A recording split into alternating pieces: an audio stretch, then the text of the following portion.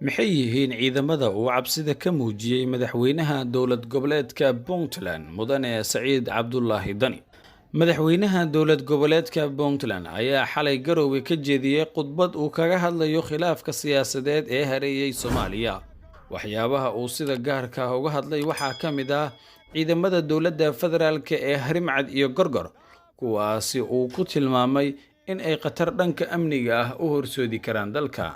madaxweynaha Puntland ayaa sheegay in uu maqlay in ciidamada Gorgor iyo Harimcad maalin la keenay Gado iyo maalin kale Dhuusamareel la keenay waxa uuna sheegay in maalintii saddexaad ee ciidankaasi daljirka daason ay ka dagaalameen Dani oo hadalkiisa sii wata ayaa sheegay inuu sameeyay baaritaan ku aadan ciidamada Gorgor iyo Harimcad waxa uu sheegay madaxweyne Dani in ciidamadani sida loo tababaray uu aad cabsi uga qabo Muqdisho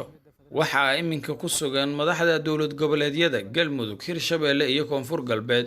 kuwaasi oo shalay kulan la yeeshay madaxweynaha iyo ra'iisul wasaaraha dowladda federaalka Soomaaliya kulanka waxaa ka maqnaa madaxda Puntland iyo Jubbaland oo la filayay inay ka qayb qaataan shirka looga arinsanayo tala soo jeedintii guddigii farsamada ee bartamihii bishan ku shiray magaalada Baydhabo madaxweynaha Puntland Saciid Cabdullaahi Dani ayaa sidoo kale hadal jeedintiisii xalay ku muujiyay in hadda uusan diyaar u ahayn ka qaybgalka shirkaasi haddaba maxay yihiin ciidamada uu cabsida ka muujiyay madaxweynaha Puntland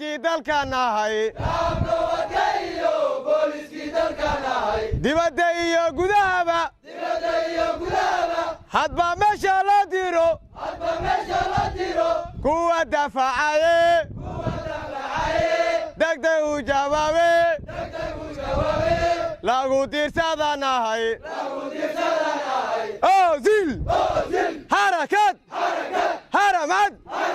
boolis Ozil ciidanka Harimcad oo ka tirsan booliska dowladda federaalka Soomaaliya ayaa la aasaasay markii uu xukunka qabtay madaxweynaha waqtigiisa dhamaaday ee Maxamed Cabdullaahi Farmaajo waana ciidan si gaar ah loogu tababaray ka hortagga rabshadaha iyo dagaalada ka dhaca magaalooyinka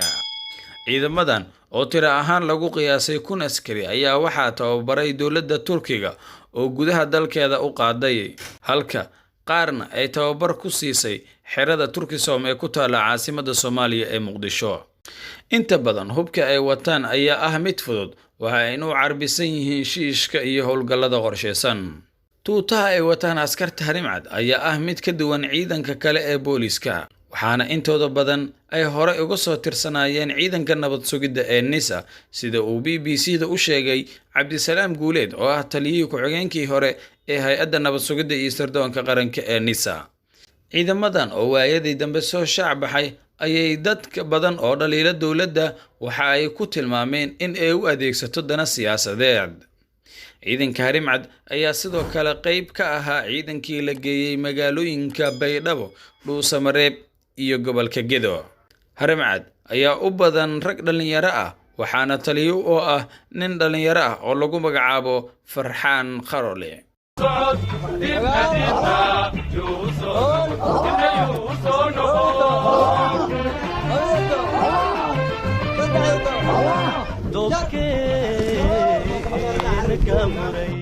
dadka ciidamada sida